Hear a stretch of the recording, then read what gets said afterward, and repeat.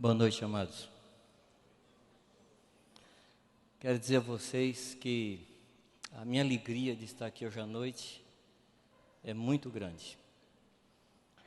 Eu só vim agora, somente agora com vocês, não foi por falta de convite. Franco e os irmãos têm me convidado muito.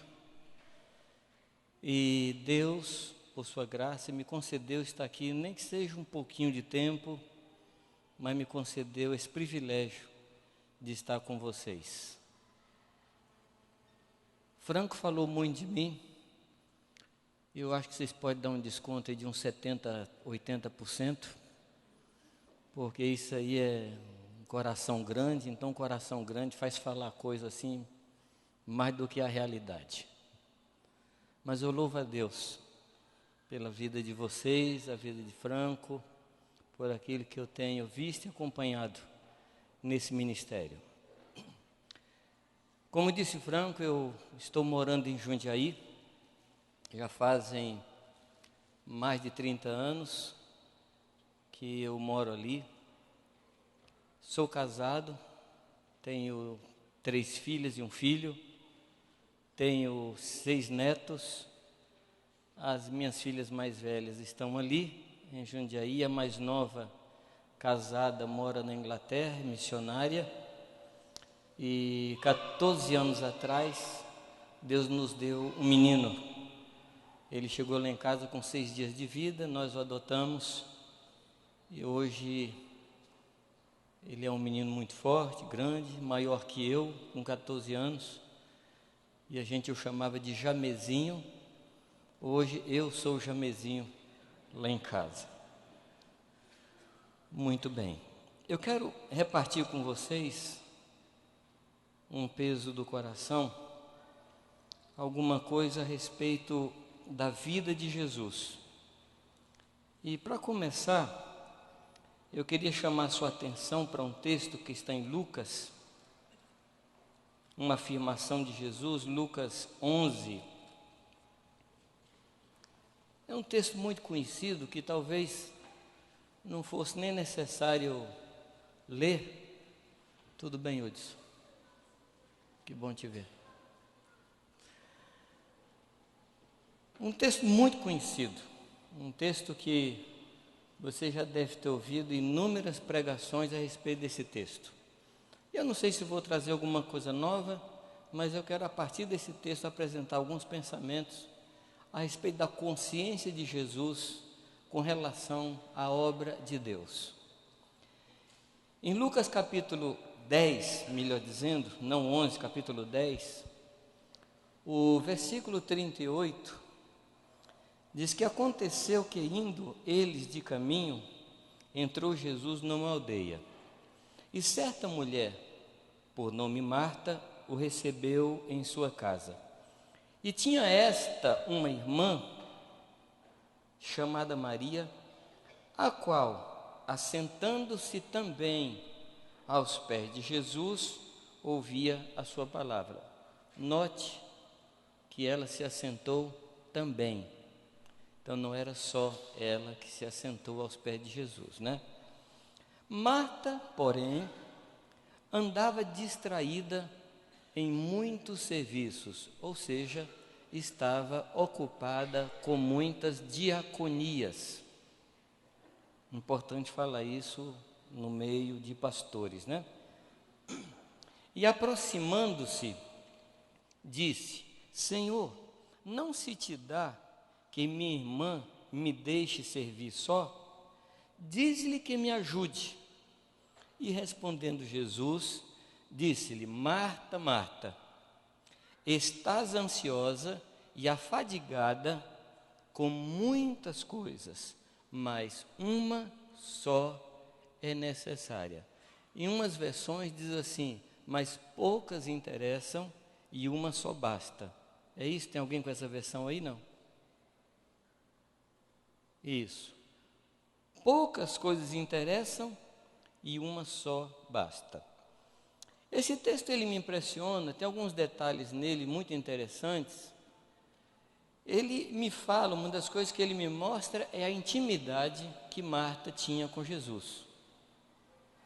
Porque o que ela faz aqui é chamar a atenção de Jesus por uma questão familiar. Isso mostra como eles eram amigos, como eles eram íntimos. Se Jesus fosse um mero visitante naquela casa, Marta teria parado na porta e diria assim: ô Maria, vem aqui um pouquinho, vamos conversar um pouco. E levaria Maria lá para um outro ambiente e lá chamaria atenção. Mas de quem é que Marta chama atenção? De Jesus. Numa versão moderna seria: Jesus, o senhor não se toca, porque é assim que ela fala. O senhor não se toca que eu estou aqui trabalhando e minha irmã folgada fica aí perto do Senhor? Essa intimidade é revelada num outro momento, quando Lázaro morre e Jesus chega 4 dias depois. E quem é que encontra Jesus no caminho?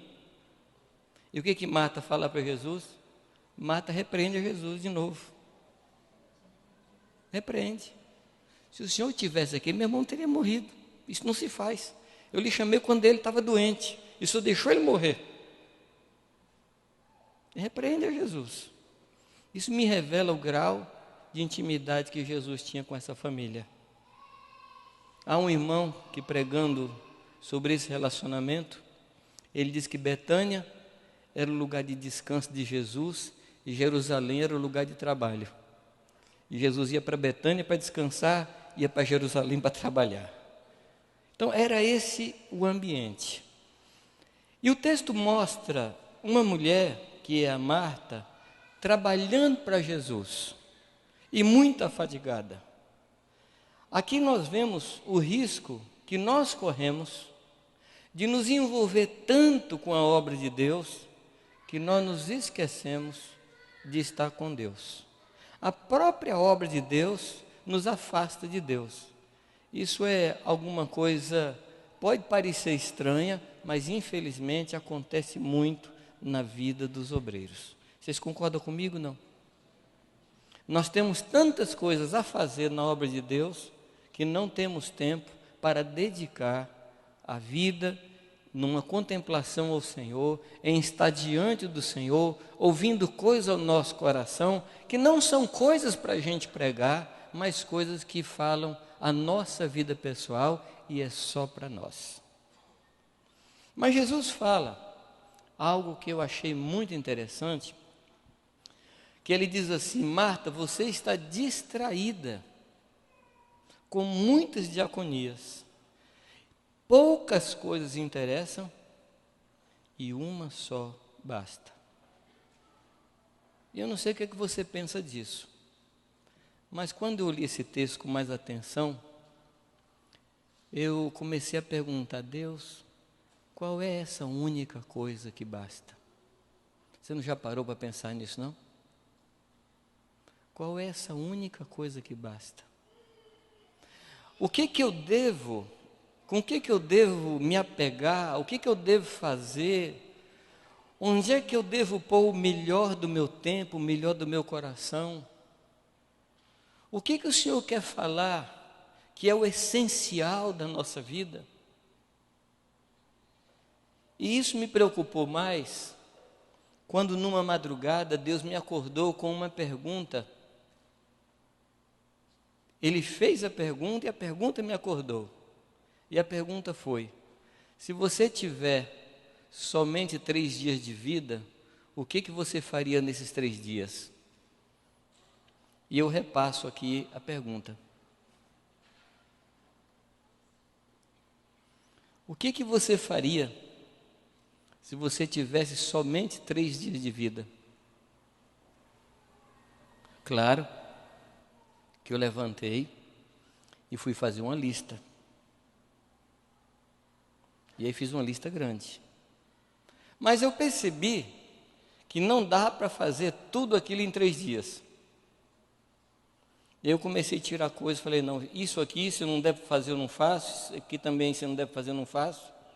E no fim, eu fiquei com 5 itens na minha lista. E sabe uma coisa? É que eu não sei quando esses 3 dias começaram. Então hoje pode ser o último dos 3 dias. Você entendeu ou não? Ou você acha que você tem mais de 3 dias de vida? Nenhum de nós sabe disso, nenhum de nós tem certeza. Então nós precisamos descobrir em Deus qual é a única coisa que interessa. Eu queria que você pensasse um pouco. Qual é a única coisa que interessa? Qual é a única coisa que é essencial na nossa vida? Que nós não podemos permitir que nenhuma distração nos leve a nos afastar desta única coisa. Você já parou para pensar nisso? Claro que você já leu esse texto. Claro que você já meditou. Mas você já chegou a alguma conclusão? Estudando o Evangelho de João, eu comecei a ver algumas coisas na vida de Jesus que tem me dado algumas respostas a essa pergunta. Eu queria que você abrisse sua Bíblia em João 4, no versículo 34. Você conhece o contexto. Jesus estava passando em direção a Jerusalém e ele para numa cidade samaritana. E o texto diz que Jesus tinha fome. Então ele chama os seus discípulos e fala que os seus discípulos comprem alguma coisa para que eles pudessem comer. Os discípulos saem e vão procurar alguma coisa. Nesse tempo que os discípulos saem, chega uma mulher para buscar água naquele lugar, e ali era um poço. Jesus parou perto de um poço. Ele conversa com a mulher, revela o coração da mulher. A mulher tem uma revelação de Deus e vai para a cidade. Antes da mulher sair para a cidade, os discípulos chegam e encontram Jesus conversando com a mulher, e eles acham estranho. Mas chega e oferece a comida a Jesus. E qual é a resposta de Jesus? O que Jesus diz? Que ele não tinha fome. Ele não tinha fome. E os discípulos perguntam assim: alguém lhe trouxe alguma coisa que comer? É a pergunta que eles fazem. E aí Jesus responde: a minha comida consiste em fazer a vontade daquele que me enviou e realizar a sua obra. João 4, 34. Pergunto: qual é a importância da comida na sua vida? O que representa a comida para você? Vocês podem responder, viu? O que representa a comida para você?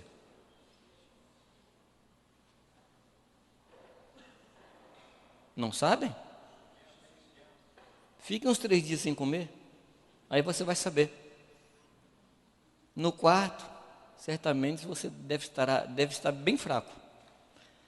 A comida, amados, ou a fome, é um dos sentimentos mais prementes, mais fortes que o ser humano tem. Para ajudar a entender, se eu fizesse um convite para você agora, se eu lhe convidasse para depois da reunião, a gente sair daqui e comer um filé de carne humana. Você entendeu a pergunta? Entendeu a pergunta, não? O que você faria? Está amarrado, cruz credo, bate na madeira, qualquer coisa assim, né? Tá bom, mas se você estivesse nos Andes, 3 meses, e um copo fresquinho do seu lado, você comeria. Porque a fome nos leva até a fazer loucura. A fome nos leva a fazer coisas que nós não pensamos. Eu estava numa viagem numa aldeia indígena, e a gente se perdeu pelo caminho, entrou por um braço do rio que não deveria andar. E a comida que a gente levou era comida para uma refeição só que nós ficamos um tempo bem maior naquele rio. E a gente comeu o que tinha que comer, comeu tudo que tinha ali para comer, bebeu a água que tinha para beber, água limpa, e ficamos sem comer. Mas quando nós chegamos em determinado lugar, encontramos um índio, e ele deu para a gente um pedaço de peixe. E nós chegamos numa praia, assamos aquele peixe e comemos aquele peixe, enquanto esperávamos um barco grande que nos rebocasse para onde a gente queria ir, onde a gente precisava ir. E comemos no primeiro dia, no segundo dia, no terceiro dia, a gente não aguentava mais comer aquele peixe. E a gente jogou o peixe fora e os urubus desceram logo para comer, porque o peixe estava podre. Mas o peixe estava podre desde o primeiro dia. Por que a gente comeu o peixe podre? Por causa da fome.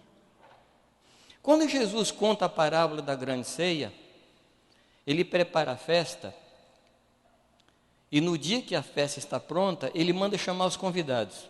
Vocês se lembram da história? Um disse assim: eu comprei 5 juntas de boi, se preciso treinar. O outro fala: eu comprei um terreno, eu preciso ver. E o outro fala assim: eu casei, portanto não posso ir. Qual era o problema daquele pessoal? Não tinha fome. Porque quem está com fome não vai cuidar de boi.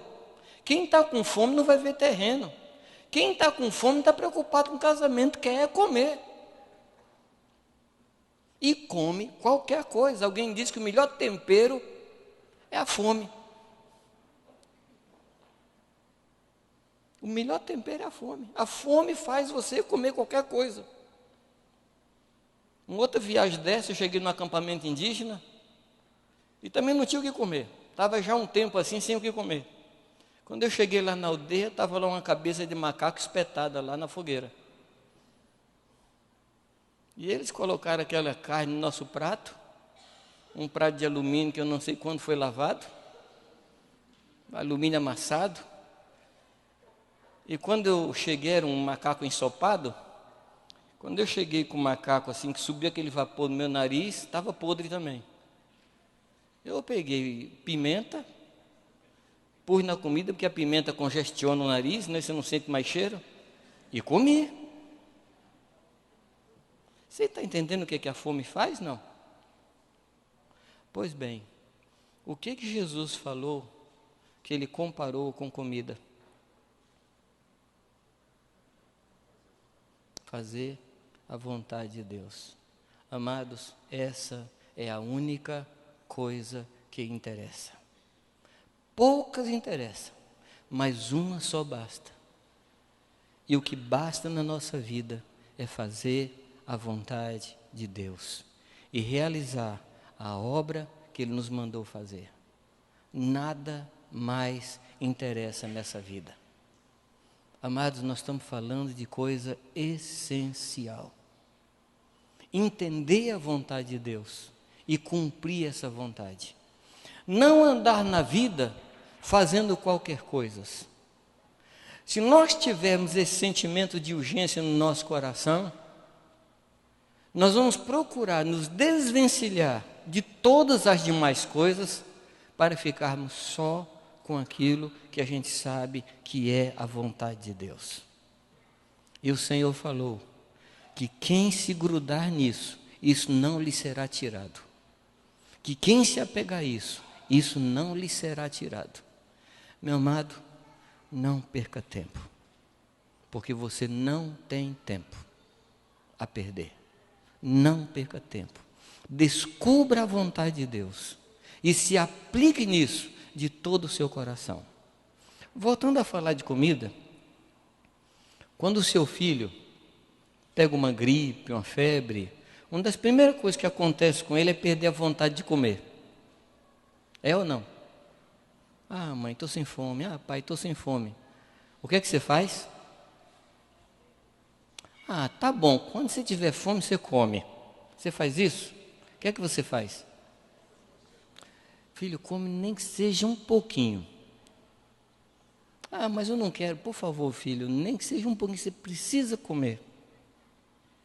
Quanto menos você fizer a vontade de Deus, menos vontade de fazer a vontade de Deus você terá. Entendeu ou não? Quanto menos você fizer a vontade de Deus, menos vontade de fazer a vontade de Deus você terá. E isso vai adoecendo o seu organismo espiritual. Porque uma coisa que nos sustenta é a comida. E se você não come, você fica fraco. E se ficar fraco, você perde a vontade de comer. E você sabe qual é a única coisa que conserta isso? É fazer a vontade de Deus. É a única coisa que reverte o quadro. É a única coisa que muda a nossa situação. É fazer a vontade de Deus. Agora, eu tenho percebido no meio da igreja uma característica ou uma atitude muito preocupante. É que a gente se gasta ou se dá quando a gente descobre alguma coisa muito grande, muito séria, como vontade de Deus, aí a gente se aplica. Mas aquelas coisinhas pequenas que o Espírito fala ao nosso coração, a gente fala assim, não, isso não tem importância. Não sei se você vê do mesmo jeito. Há um texto na palavra, que é um salmo, se não me engano, Salmo 26, um texto assim de uma simplicidade fantástica. O texto diz assim: disse o Senhor ao meu coração, busque a minha presença, e eu busquei, ponto. Mas é só isso? É só isso. O Senhor falou, eu faço. O Senhor mandou, eu obedeço. Só isso. Ah, Deus, mas eu sei que é a tua vontade, mas é um negócio tão pequeno, me dê alguma coisa maior, mais desafiadora, mais emocionante. Não, amados. Nós precisamos fazer aquelas pequenas coisas que Deus nos manda fazer. Há um missionário, que eu não estou lembrado o nome dele agora, que estava sendo preparado para missões, estava no Instituto Bíblico, e Deus o acordou com uma voz. E chegou para ele e disse: fulano, levanta. Ele levantou. Vai até o corredor. Ele foi até o corredor. Vai até o fundo do corredor. Ele foi até o fundo do corredor. Agora volta e vai deitar. Segunda noite, fulano, levanta. Ele levantou. Vai até o corredor. Vai até o corredor. Vai até o fundo do corredor. Ele foi. Agora volta e vai deitar. Terceira noite a mesma coisa. Lá para a quarta, quinta noite, ele falou: Senhor, se o Senhor me mandar fazer isso que o Senhor está falando, o ano inteiro, 1000 vezes eu vou obedecer. Mas o Senhor pode me explicar por que o Senhor está fazendo isso? Ele falou: eu estou ensinando você a obedecer. Só. Nós não nascemos sabendo obedecer. E nós precisamos aprender a obedecer. Então, quando Deus falar para você, ore por fulano, o que você deve fazer? Estou indo. O tempo de verbo que eu não gosto. Você chama seu filho e fala assim: estou indo. Isso é um aoristo, né? É um presente contínuo que nunca chega. É um gerúndio que eu vou te contar. Ao invés de falar, já estou aqui, eu estou indo. E a gente tem essa mesma atitude com relação a Deus. Deus fala: busca a minha presença. Fala assim: depois, Senhor, mais tarde um pouco. Ora por fulano. Deixa eu te contar alguns fatos. Eu estava na Anhanguera, vim de Jundiaí para uma cidade ali do interior, e a Anhanguera estava engarrafada, congestionada. Estava um caminhão parado na minha frente, parei atrás dele. Quando eu olho pelo retrovisor, eu vejo uma estrela lá atrás. E não era estrela d'alva, não era estrela da manhã, era uma estrela de um caminhão-tanque enorme. E eu percebi que ele não diminuía a velocidade. E eu estava percebendo que ele me jogava embaixo do caminhão da frente. Quando eu vi que ele não parava, eu me agarrei no volante do carro e falei, agora. E eu não sei o que foi que ele fez, que ele passou entre mim e o guarda-reio desse lado. Cantamos pneus, um fumaceiro tremendo, e eu escapei. Quando cheguei lá na cidade onde eu ia, os irmãos perguntaram, Jamê, aconteceu alguma coisa na estrada? Eu falei, não, tudo bem, tudo bem. Mas, quando a gente não entende, a gente estava aqui conversando, e o Espírito de Deus falou assim, ora agora por Jamê. E eles pararam tudo e oraram por mim. O que vocês acham? O que vocês acham? Eu tenho me policiado para aprender a ouvir a Deus no volante. Estou dirigindo e procuro escutar o Senhor. Mais do que ver as faixas do chão, mais do que ver as placas, escutar o Senhor. Um dia eu estava na estrada e tinha um caminhão na minha frente e eu resolvi ultrapassar o caminhão. Eu olhei e não vi nada na frente. Eu entrei.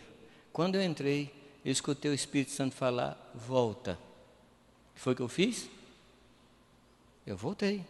Na hora que eu voltei, amados, passou uma carreta enorme do lado, que se eu tivesse parado para perguntar por quê, Deus ia me responder lá em cima. Então, assim, por isso, ó, olha lá.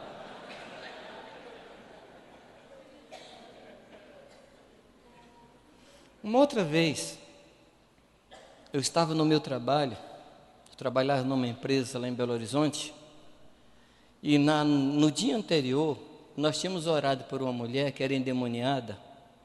Foi um quadro, depois eu conto a vocês, mas a mulher ficou liberta. E eu estava no meu trabalho e Deus falou assim, sai e vá visitar essa mulher. Eu falei, Deus, como é que é? A gente tem mania de informar Deus das coisas, né? Porque parece que Deus não compreende todos os quadros da nossa vida e tem que informar alguns detalhes, né? Deus, eu estou trabalhando. Não sei se o senhor percebeu. O que eu vou falar para o meu chefe? Estou saindo para visitar uma pessoa. O que eu vou falar para ele? Comigo Deus não teima, não fala a segunda vez, não sei como é com você, mas comigo uma vez só. Deus não conta comigo assim, vou contar até 3. Não, Ele conta comigo até 1. E Ele não falou mais nada. Eu fiquei lá, e como é que eu faço, como é que eu faço, como é que eu faço? E eu caí na bobagem de dar uma ideia para Deus. Falei, Deus, é o seguinte, olha, me dá um motivo para eu sair. Por exemplo, me dá uma dor. Amados, a Bíblia diz que nem o nosso pensamento chegou na nossa boca, Deus já ouviu. Eu não terminei de falar. Eu fui atacado por uma cólica hepática, que eu caí no chão, de joelho, de dor. Quando meu chefe chegou na porta do meu escritório, falou, o que está acontecendo, Jamil? Eu falei, estou com uma dor terrível. Ele falou, sai, vai cuidar desse negócio. Eu saí. Quando eu saí da porta da empresa, a dor acabou totalmente. Eu quero dizer para você, nunca dê ideias a Deus, porque Ele já tem bastante. Foram 2 vezes que eu dei uma ideia para o Senhor, e nas 2 eu dancei. A outra foi num momento que eu estava muito angustiado com o meu ministério, estava assim, um desejo de maior crescimento na minha vida, eu estava angustiado com aquela situação, ia para o encontro de pastores, a gente se encontrava naquele tempo com Robson, com aquela turma toda lá, né? E eu estava angustiado, e dirigindo, e chorando, eu falei, Deus, muda a minha vida, eu não quero esse momento mais, não me satisfaz, Deus faz alguma coisa comigo. E eu falei, Deus, transtorna a minha vida. Ah, amados, parece que Deus gosta. Eu falei, transtorna. Eu cheguei lá no encontro, era um encontro que a gente passava 3, 4 dias orando, jejuando, jogando bola, conversando. Chegamos lá, os irmãos, vamos bater uma bolinha. E fomos. Eu fui para o gol. E quem estava como centroavante era o Miguel Piper. Quem conhece ele sabe, naquele tempo era um 2x2, ele era jogador de futebol americano, sem precisar daquela armadura toda que eles usam. Estava eu e ele, e a bola picando entre nós dois. E ele vinha, e eu olhava ele crescer, e a bola picando ali. Eu falei, se eu agarrar essa bola, e ele chuta, eu entro com bola e tudo pro gol. Eu vou chutar a bola, chutei a bola, desviei meu corpo dele e livrei do gol. Mas eu percebi que eu bati o pé no chão. Eu percebi aquela dorzinha, bati o pé assim e tal. Mas eu fui olhando para o meu pé e o meu pé foi inchando e ficando roxo. E não cabia dentro de um tênis. Os irmãos me levaram para o hospital, fizeram radiografia, não apareceu nada. Me levaram para casa. Isso era uma segunda-feira. Segunda, terça ou quarta, até a outra terça-feira eu já não dormia mais. E muitas radiografias e nada. Remédio já não fazia efeito. Na madrugada da segunda para terça da outra semana, eu estava ali na sala orando e chorando. Falei, Deus, o que está acontecendo, Senhor? O que está acontecendo? Deus falou, você não pediu para eu transtornar a sua vida? Eu comecei pelo pé. Amados meus, o que Deus fez a partir daqueles dias na minha vida, Deus me levou para o fundo do poço. E até o momento que eu descobri que o fundo do poço era falso, tinha mais coisa para baixo. Não dê ideias a Deus. É um conselho de amigo. Deixa Deus com as ideias dele, já são boas o suficiente. Amém? Deixa eu voltar para a história da mulher. Deus falou, vai visitar a mulher. Eu demorei um pouco porque não achei ninguém que pudesse ir comigo naquela hora, porque estava todo mundo envolvido no seu trabalho. Cheguei na casa dela, bati na porta, ela demorou um pouquinho para atender e me atendeu. Ela estava chorando e disse, ainda bem que você chegou, eu estava me preparando para me matar. O que é que você acha? O que é que você acha? É importante ou não fazer a vontade de Deus? A gente não calcula as consequências de uma obediência nossa ou de uma desobediência. A gente não tem noção do que pode acontecer quando nós obedecemos e o que pode acontecer quando nós desobedecemos. Esse texto aqui, eu chamo esse texto, ou eu atribuo a esse texto um título. Eu falo aqui que Jesus tinha um senso de essencialidade. Ele sabia o que era essencial. E o essencial para Jesus era fazer a vontade de Deus. Amém? Uma outra coisa que eu vejo em Jesus, que está no capítulo 5, o verso 19 e o verso 30,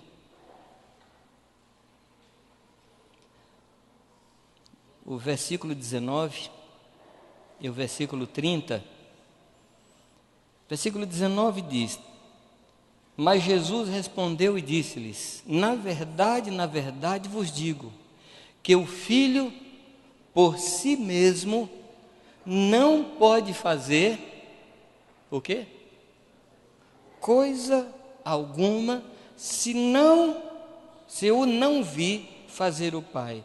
Porque tudo quanto ele faz, o Filho o faz igualmente. E o versículo 30. Eu não posso de mim mesmo fazer. Será que você pode repetir isso comigo? Eu não posso de mim mesmo fazer coisa alguma. Eu não posso fazer de mim mesmo coisa alguma. Eu chamo isso aqui de senso de nulidade. Senso de nulidade.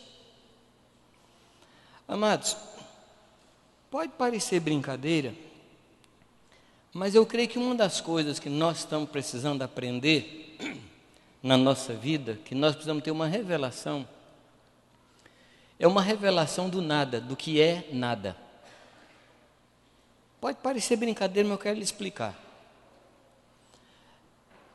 Nas nossas expressões, na nossa forma de falar, a gente não é exato nas palavras.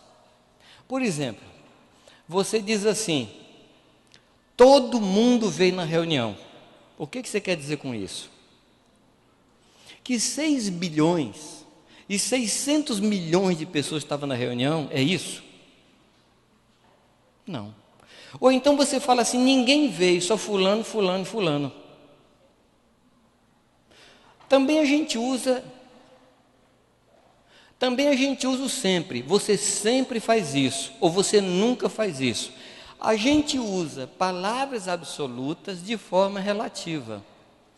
Isso faz com que a gente perca o valor da palavra de Deus. Quando Jesus fala alguma coisa na Bíblia, ele quer falar o que ele falou. Jesus sempre fala o que quis falar e sempre quis falar o que ele fala. Sempre. O que ele falou é aquilo que ele quis dizer. E o que ele quis dizer, ele fala. Jesus não tem força de expressão. Eu conheço algumas pessoas que são exageradas. Diz que crente não mente, né? Exagera. Tem as contagens evangelásticas, né? É evangelástica. Você vai contar uma história, você... Amados, o que não é verdade é mentira. Eu brinco com minha filha, que minha filha tem um pouco dessa tendência. Eu falo: filha, eu já te falei 1 milhão de vezes para você não exagerar. Você entendeu? Ela fala: pai, estou chorando um rio de lágrimas para parar com isso. A gente usa esses termos sem pensar.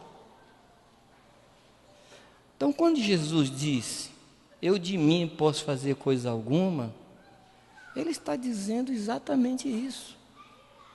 Quando ele fala que sem mim nada podeis fazer, é exatamente isso que ele está dizendo. Você sabe qual foi a maior revolução da matemática? Quando os indianos definiram o valor do zero. Porque é o zero que dá valor às coisas ou tira o valor das coisas. Você tem o número 1. Você coloca o zero à esquerda do 1. O que acontece com esse 1? Ele fica 1/10 do seu valor. Se você coloca o zero do lado direito, você dá 10 vezes o valor dele. Quando você descobrir o valor do nada, você vai descobrir o valor de Deus. Quando você entender que você pode fazer coisa alguma, você vai compreender a importância de Deus. Ora, por que você está respirando? Por que você está respirando agora? Eu vou pedir a vocês que parem de respirar por uns 10 minutos, enquanto eu medito aqui, pode? Quem é que lhe deu capacidade para respirar? Amados, a partir disso, Jesus disse: sem mim nada podeis fazer. Nós não respiramos se não for a graça de Deus. Sabe por que você levantou hoje de manhã com vida? Porque Deus de noite não esticou o cordão de prata. Porque se Deus nessa noite tivesse esticado o cordãozinho de prata, nós estávamos no seu velório agora. Mas Deus resolveu não esticar nesta noite, deixar você viver esse dia. Amados, que Deus nos revele o que significa: sem mim nada podeis fazer. Você pode dizer algum amém aí, não? Amém. Que Deus nos revele o que significa isso.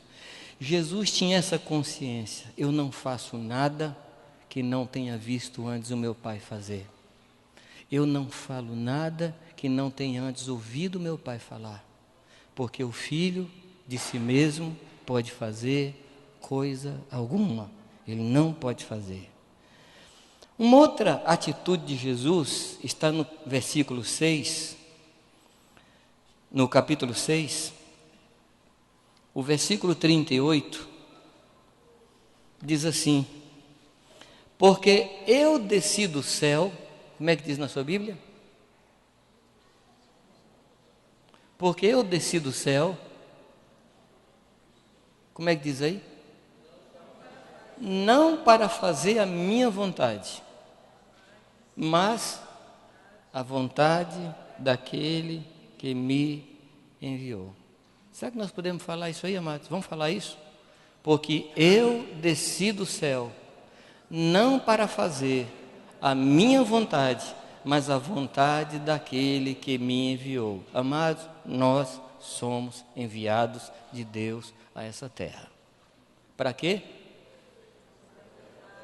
Você sabe o que é cruz? Você sabe o que é cruz? A cruz é quando a minha vontade encontra ou se choca com a vontade de Deus. Uma das duas precisa ir para a cruz. A cruz opera na nossa vontade. E quero dizer para você que não existe nada mais importante para o ser humano do que fazer a sua vontade. Não é assim com as crianças em casa? Se tem um negócio que deixa a criança contrariada, é você não deixar ela fazer o que ela quer. E não é só com criança não, né? Eu tenho um sonho de fazer isso. Eu gostaria de fazer isso. Mas como é que fica a vontade de Deus em relação a isso? A vontade de Deus é contrária. Então, a sua vontade precisa ir para a cruz. E nós estamos aqui não para fazer a nossa vontade. Eu chamo isso, amado, de senso de responsabilidade. Jesus era responsável por aquilo que Deus o mandou fazer. E ele se aplicou nisso, e só nisso. Toda a sua vida ele tinha esse foco. Jesus nunca mudou o foco da sua vida. Durante todo o tempo, ele se dedicou a fazer a vontade de Deus e fez a vontade de Deus em todo o tempo. Amém, queridos? Todo o tempo ele fez a vontade do Senhor. Uma outra coisa que eu vejo no Senhor Jesus, nós vamos encontrar no capítulo 8, o verso 28. Capítulo 8, verso 28. Disse-lhe, pois, Jesus: quando levantardes o Filho do Homem, então conhecereis quem eu sou e que nada faço por mim mesmo, mas falo como meu Pai me ensinou. Quando os nossos filhos são pequenos, eles falam uma série de coisas erradas, né? Por exemplo, eu me lembro quando meu filho, ele estava aprendendo a falar ônibus. E ele falava ômbidus. Pai, olha o ômbidus. Eu me dediquei a ensinar ele a falar. Falei, vamos lá, filho, fala ônibus. Para ele foi uma vitória tremenda. Ele chegou em casa e falou assim, mãe, aprendi a falar. Aprendi a falar. Querem me ajudar?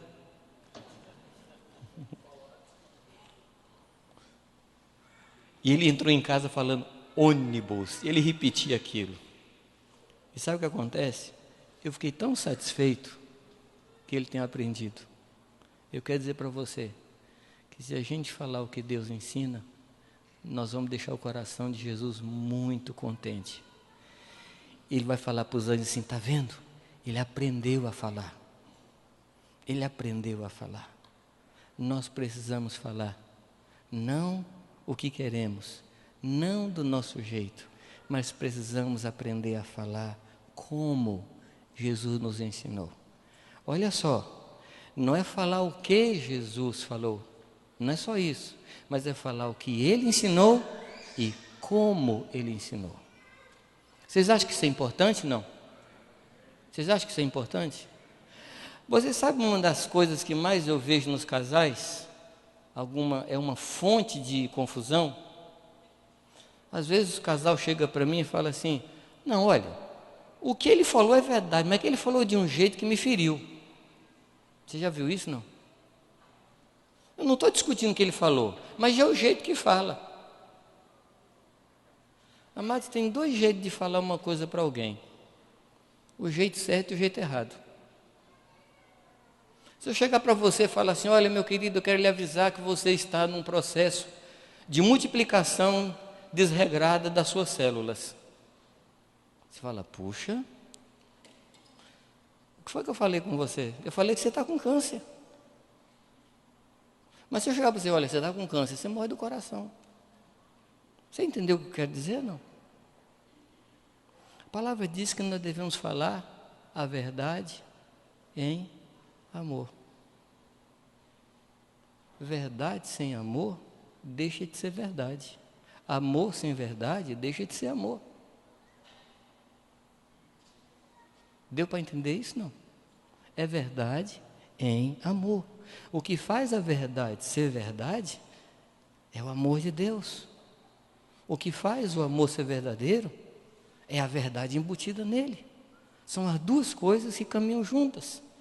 E a verdade que Deus nos fala é motivada pelo seu coração amoroso. Então, por favor, que aprendamos a falar como Deus. Não do nosso jeito, mas do jeito de Deus. Jesus tinha esse senso de delegação. Ele tinha clareza de que ele estava aqui porque foi enviado. O que eu quero dizer com isso? Às vezes a gente quer fazer a obra de Deus sem ter clareza de que nós devemos prestar contas a Deus. Nós precisamos compreender que o que fazemos, fazemos por delegação. Isso significa que eu vou ter que voltar para aquele que me enviou e vou prestar contas da obra que eu realizei. Os irmãos têm consciência disso, não? Senso de delegação, senso de responsabilidade e senso de delegação. Ter clareza de que eu sou um servo enviado. A igreja, ela é apostólica porque ela é enviada, e porque é enviada, ela precisa prestar contas àquele que a enviou. E Jesus tinha isso muito claro. A palavra mostra que Jesus vai chegar diante de Deus conosco e vai dizer: Pai, eis aqui os filhos que tu me deste. Você se lembra de João 17? Amados, João 17 não é uma mera oração, é uma prestação de contas. Leia João 17 e você vai ver que Jesus está prestando um relatório a Deus do que ele fez. Se Jesus prestou relatório a Deus, amados, e nós então? A obra não é nossa, nós não nos enviamos, nós não estamos fazendo a obra por vontade própria. Deus nos enviou e nós vamos prestar contas daquilo que Deus nos mandou fazer. Amém? Você tem clareza disso, não? Muito bem. Deixa eu prosseguir um pouco mais aqui. João 8:38. Vamos repetir esse texto. João 8. Aliás, esse a gente não leu. Eu falo do que vi junto de meu Pai. E aqui é uma conversa que ele está tendo com o pessoal ali, né? E vós, o quê? Fazeis o que também viste junto de vosso Pai. Isso aqui eu chamo de senso de referência. Senso de referência. A referência de Jesus era o Pai. A referência dos judeus ali era o diabo. Eu faço o que vi junto de meu Pai. Quando você for fazer alguma coisa, pare para ver se Jesus faria. Pare para ver se está de acordo com o coração e com o Espírito de Cristo. Então faça. Mas se você for fazer alguma coisa e que você percebe que não combina com o Espírito de Cristo, não faça. Nós precisamos de referência. Amém? Isso aqui só daria uma boa conversa entre nós. Daria uma boa conversa entre nós. João 12, verso 49. João 12, 49.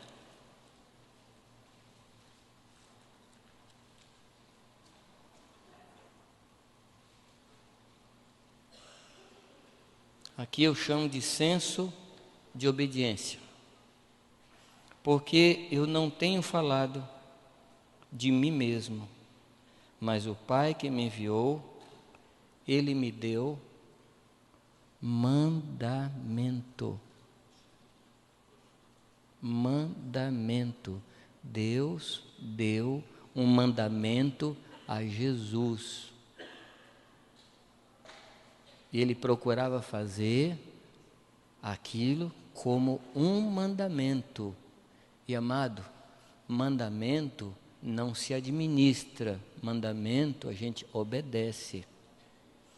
O grande problema da igreja é que quer administrar os mandamentos do Senhor. Deus diz assim, faz isso. Aí a gente busca um jeito de não obedecer totalmente. Não, ele falou isso, mas ele quis dizer isso. Não, amados.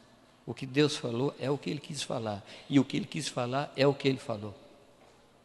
E Jesus trata a vontade de Deus como mandamento para a sua vida. Um dos problemas que a gente tem é que a gente faz diferença dos mandamentos das cartas e dos evangelhos e dos mandamentos da lei e dos profetas. A gente faz uma diferença. Por exemplo, por que você não mata alguém? Entendeu a pergunta, não? Foi essa mesmo. Por que você não mata alguém? Está no trânsito, a pessoa lhe deu uma tremenda fechada, xingou você, e você dá vontade de impor as mãos sobre ela, com força e cadência. Né? E, se possível, pegar no pescoço dela, até que ela vá para outra vida, né? Por que você não faz isso? Porque tem um mandamento claro que diz, não matarás. Isso assim faz parte da vida da gente. Mas, amados, os textos dos evangelhos e das cartas têm a mesma força dos mandamentos da lei dos profetas. Amém? Tem a mesma força. E nós precisamos ter essa consciência de obedecer do mesmo jeito. O Senhor falou, ide e fazei discípulos. O que é que a gente faz? Ide e fazei discípulos. Ah, não, mas no grego, amado, para com isso. Para com isso, no hebraico, no aramaico, no chinês, para com isso. Você entende português, Deus lhe fala em português, Deus não está lhe falando em grego. Deus fala com a gente na língua materna. Ou não? O que é que você faz com isso? É um mandamento igual não matarás? Não terás outros deuses diante de ti, faça discípulo. É a mesma coisa, queridos. Nós não estamos desobrigados dos mandamentos do Senhor. Mandamento não é uma opção. É a nossa responsabilidade cumprir. Jesus aprendeu a obedecer e nós também estamos precisando obedecer. E você sabe o que é que ensina a gente a obedecer? Sofrimento. O sofrimento ensina a gente a obedecer. Se aconteceu com Jesus, que aprendeu a obedecer pelas coisas que sofreu, também conosco é o mesmo. Mas você não precisa sofrer a vida inteira, porque se a gente aprender a obedecer, a gente vai aprender a obedecer a menor voz do Senhor. Amém? Eu sonho com minha vida, que Deus não precise gritar comigo, basta um suspiro dEle. Eu sonho com um tempo na minha vida, que Deus não precisa repetir as suas ordens, que Deus fale uma vez só, e eu obedeço imediatamente. Essa é uma das coisas que eu tenho trabalhado muito com meu filho. Filho, é uma vez só. Lá em casa a gente nunca usou o costume de contar até 3, porque Deus não faz isso conosco. Sabe essa mania que a gente tem de falar para os filhos? Da próxima vez. Você já viu Deus falar isso? Você já viu Deus falar isso? Não. Por quê? Porque desobedecer é pecado. Deus não fala assim, da próxima vez que você pecar. Deus não fala isso, não. Deus trata com o pecado no momento que acontece. Eu acho, amados, que essa história da gente contar até 3 com os filhos, isso aí é meio perigoso. Porque você está dando uma chance para desobediência. Então eu ensinei para os meus meninos lá em casa assim, é até 1. Ah, mas por quê, pai? Não tem porquê. Agora, graças a Deus lá em casa é uma casa assim, muito democrática. Eles têm todo o direito de fazer o que eu mando. Não, lá a democracia impera totalmente. São 4 filhos, todos diferentes, mas o princípio é o mesmo. A primeira, a gente falava muito dócil, muito tranquilo, obedecia na hora, não tinha problema não.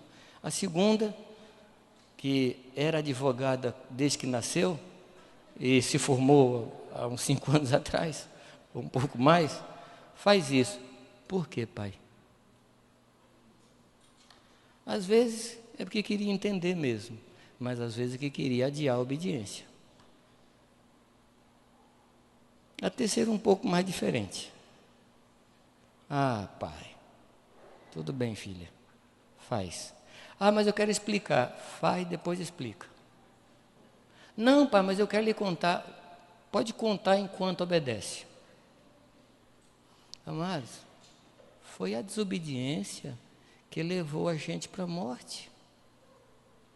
Foi a obediência que nos levou para a vida.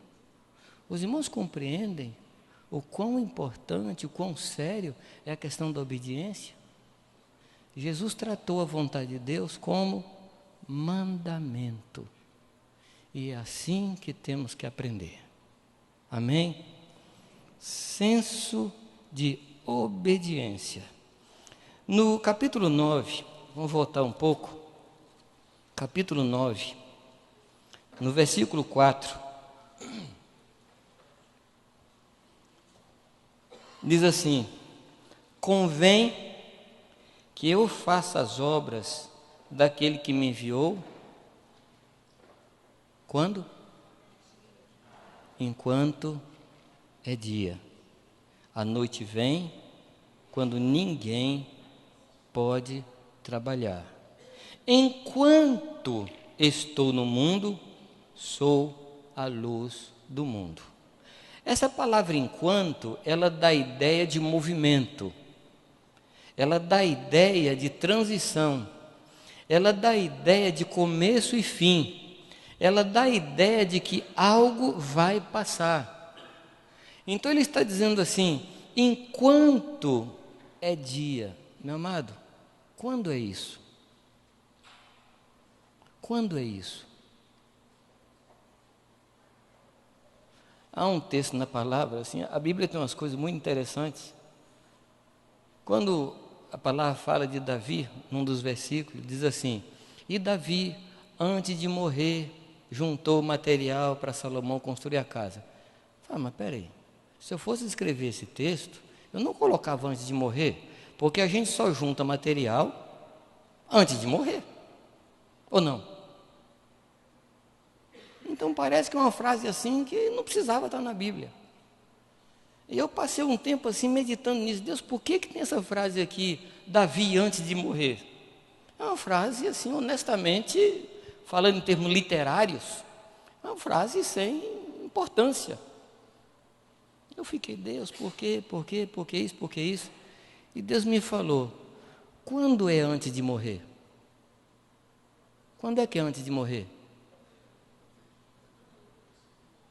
Hein, amados? É agora. Antes de morrer, é agora. Deu para entender, não? É agora. É enquanto é dia. Enquanto é dia. Porque vem a noite, quando a gente não pode mais trabalhar. Vai chegar um momento que a nossa vida estanca. Aliás, Franco, eu brinco com os irmãos lá em Jundiaí dizendo assim, gente, tem crente que crê em reencarnação. Porque não faz a vontade de Deus agora, porque acha que vai ter outra vida e vai ter oportunidade. Aí eu tenho que avisar para ele, gente, só tem uma, perdeu essa, acabou. Tá bom, amados? Não existe reencarnação, pelo menos para crente. Não tem. enquanto é dia. Enquanto é dia. E o versículo seguinte mostra para nós esse senso de oportunidade. 3 coisas que não voltam: palavra falada, flecha jogada e oportunidade negligenciada. Jogou a flecha, falou aquela palavra, oportunidade negligenciada, 3 coisas que não voltam. Você não pode repetir o minuto que passou. Não perca as oportunidades de fazer a vontade de Deus. Amém? Vamos trazer para nós essa palavra de Jesus, o versículo 5. Vamos dizer isso, não? Enquanto estou no mundo, sou a luz do mundo. Quem falou isso? Jesus. O que ele quis dizer com isso? Que iria chegar o momento que ele deixaria de ser a luz do mundo. E essa responsabilidade passaria para outra pessoa. Para quem? Para quem? Eu posso pedir a vocês que não falem no plural? Posso? Tá, porque Jesus tratou aqui no singular, né? Enquanto eu estou no mundo, eu sou a luz do mundo. Então chegaria o momento que Jesus não estaria mais nesse mundo. Então de quem seria a responsabilidade de ser luz? Minha. Então eu sou a luz do mundo no lugar onde eu vivo. Você pode falar isso? Não. Eu sou a luz do mundo no lugar onde eu estou. Aliás, Jesus falou que eu também sou sal da terra. Luz significa referência, sal significa transformação. Sal fala de transformação, de mudança. E ele está falando que nós somos as duas coisas. Ele não falou, vocês devem ser. Ele falou, vocês são. Vocês são. Isso aqui fala de um senso de oportunidade. Por último, queridos, o versículo 29 do capítulo 8. Vamos ler o texto completo, 28 e 29. Disse-lhe, pois, Jesus: quando levantardes o Filho do Homem, então conhecereis quem eu sou e que nada faço. Está claro isso aí, amados? Está claro, não? Nada faço. Amém? Jesus era exagerado? Queridos, o nosso instrumento é a fala. O nosso instrumento de trabalho é a palavra. Sim ou não? Sim ou não? Então nós precisamos aprender a ser exatos. Você concorda com isso? Não? Precisamos aprender a ser exatos. O que nós falamos é o que nós gostaríamos de falar. E o que nós gostaríamos de falar é isso que falamos. Não, mas eu não queria falar isso. Se não queria falar, não falasse. Eu me expressei mal. Aprendamos a falar com aquele que quer nos ensinar, que é o nosso Pai. Claro que a gente não sabe falar, mas Deus tem prazer em nos ensinar a falar. Amém? Aí você vai chegar assim, aprendi a falar. Aprendi a falar. E Deus tem todo o prazer. Deus se alegra em sentar conosco. Muito bem. Falo como meu Pai me ensinou. Agora, olha o verso 29 e vamos ler juntos a primeira frase. Aquele que me enviou está comigo. Vamos repetir? Ele me enviou. Ponto. Vamos ler o restante agora? O Pai não tem me deixado só. Por quê?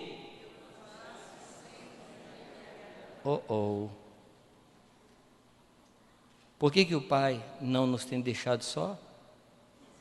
Porque todos os domingos de manhã e os sábados à noite eu faço a vontade dele. Olha, aparece aqui uma outra palavra absoluta. Qual é a palavra que aparece aqui? Sempre. E quando é que Jesus fazia a vontade de Deus? E era por isso que o Pai não lhe deixava.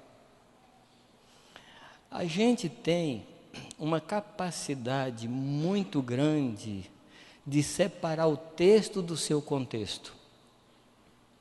Aliás, deixa eu falar uma outra coisa. Eu tenho um problema sério com caixinha de promessa. Me perdoa. Se você gosta, me perdoa. Eu tenho um problema sério com caixinha de promessa. Sabe por quê, não? Não sei se você usa, mas assim, e não se escandalize com o que eu vou falar. Mas caixinha de promessa, ela está mais para horóscopo de crente. Vamos ver um texto hoje que vai me dar sorte para o dia. Eu acho que é uma... eu diria, eu não quero ofender, não quero ser rude, não quero ser duro, estou querendo ouvir Deus aqui para eu falar o que Ele quer que eu fale. Mas me parece que é uma desonestidade vender as promessas sem as condições. Porque toda promessa na Bíblia tem a sua condição. Me dê qualquer promessa da Bíblia que eu não lhe mostre a condição. Qualquer uma. Toda promessa na Bíblia tem a sua condição. E aí se vende um caixinho de promessa, mas não se ensina como é que a promessa pode acontecer. E a pessoa fica com aquela promessa solta no ar. Você quer ver uma coisa? O que diz João 8,32?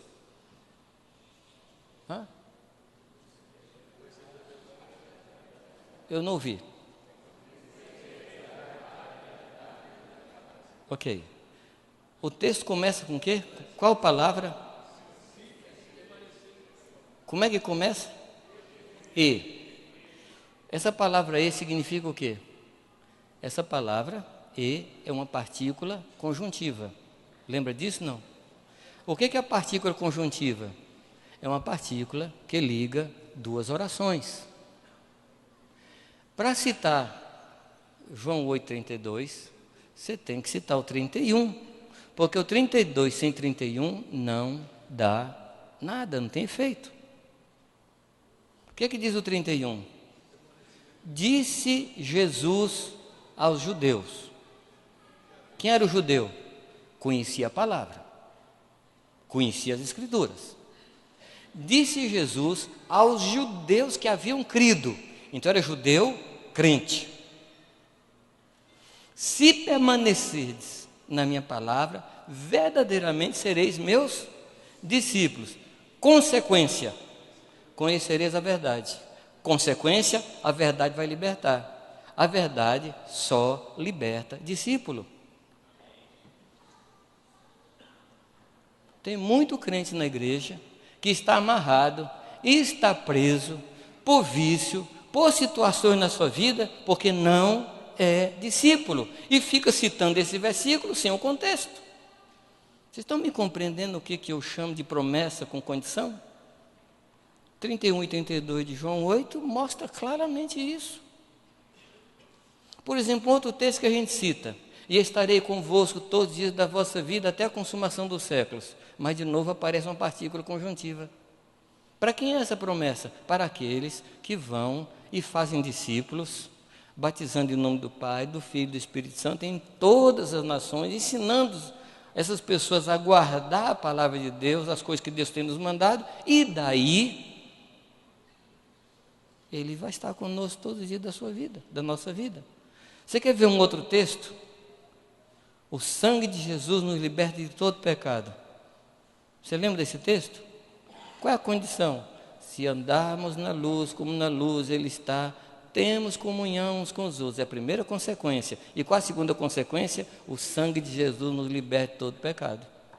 Então eu digo para vocês que o sangue de Jesus tem poder e não tem. Tem e não tem. O sangue de Jesus só tem poder na vida daquele que anda na luz. Amém? E esse texto que nós estamos lendo aqui tem uma promessa e tem uma condição. O Pai não tem me deixado só, porque eu faço sempre o que lhe agrada. Amém, amados? Vamos repetir isso?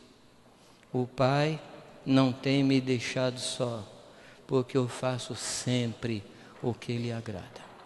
Que Deus nos ajude a viver assim.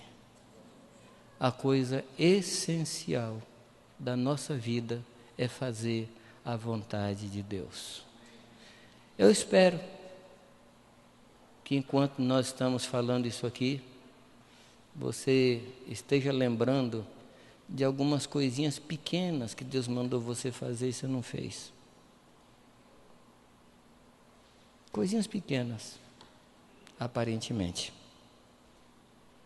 Deu para lembrar de alguma coisa aí? Não. Dá para fazer uma listinha? Dizer, Deus, eu vou fazer em nome de Jesus Cristo, com a tua graça, com a tua força. Eu vou lhe obedecer.